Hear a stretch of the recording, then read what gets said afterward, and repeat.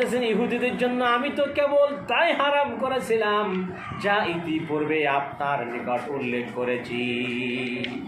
আমি তাদের প্রতি কোনো জুলুম করে নাই, কিন্তু তারাই নিজেদের উপরে জুলুম করেছে।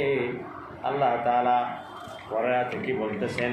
119 নম্বর আয়াতে আল্লাহ তাআলা বলেন, সুম্মা ইন্না রাব্বাকা লিল্লাযীনা আমিলুস সুআ বিজাহালাতিন সুম্মা তাবু মিন বা'দি যালিকা ওয়া আসলাহু ইন্না রাব্বাকা মিন বা'দিহা লাগফুরুর রহিম। আল্লাহ রাব্বুল আলামিন বলেন, অনন্তর যারা অজ্ঞতাবশত মন্দ কাজ করে অতঃপর তওবা করে এবং নিজেকে সংশোধন করে, আপনার পালনকর্তা এসবের পরে তাদের জন্য অবশ্যই ক্ষমাকারী দয়ালু। সুবহানাল্লাহ। সুম্মা ইন্না রাব্বাকা লিল্লাযীনা আমিলুস সুআ বিজাহালাতিন সুম্মা তাবু মিন বা'দি যালিকা ওয়া আসলাহু ইন্না রাব্বাকা মিন বা'দিহা লাগফুরুর রহিম। আল্লাহ তাআলা বলতেছে, যারা অজ্ঞতাবশত অর্থাৎ ভুল করমে একটা কাজ করে ফেলছে, মনে করেন একজনকে লাথি দিয়ে ফেলছে, সে ভুল করমে বা পাও লেগে গেছে, কি বলে, সরি বলে, বা আমার ভুল হয়ে গেছে, আমাকে মাফ করে দেন। তো সে এত খুশি হয় যে সে তো আমার দেখে মারে নাই, চলতে পথে এটা লেগে গেছে, সরি বলছে বা মাফ করে দেন। তাহলে এই যে সরিটা বললেন বা বললেন ভাই আমি দেখি না, মাফ করে দেন, সে কত খুশি হয় বলেন? খুশি হয়ে যায় না? সে তো ছেলেটা আমার না দেখে পাও লেগেছে চলতে পথে, আমারও তো লাগতে পারতো।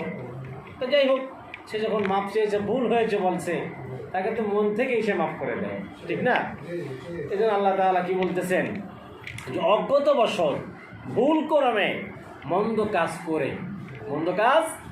করে অতঃপর তওবা করে, তারপর কি করে?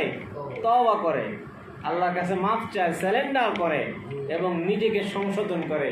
অর্থাৎ এই কাজটা করেছি আল্লাহ, আমি আর করব না, আমি তোমার এই হুকুম পালন করি না, আমার ভুল হয়ে গেছে, আমাকে ক্ষমা করে দাও, সামনের থেকে আমি যেন এই তোমার এই হুকুম ঠিক মতো পালন করতে পারি, এরকম অনুশোচনা দিল নিয়া, আত্মা দিয়ে যখন সে এরকমভাবে কলব দিয়া আল্লাহর ভয় অন্তরে রেখে সে যখন বলে আল্লাহ আমার ভুল হয়ে গেছে, সারেন্ডার করে, আত্মসমর্পণ করে, নিজেকে সংশোধন করে নেয়, আল্লাহ বলেন আপনার পালনকর্তা এসবের পরে তাদের জন্য অবশ্যই ক্ষমাকারী দয়ালু। সুবহানাল্লাহ।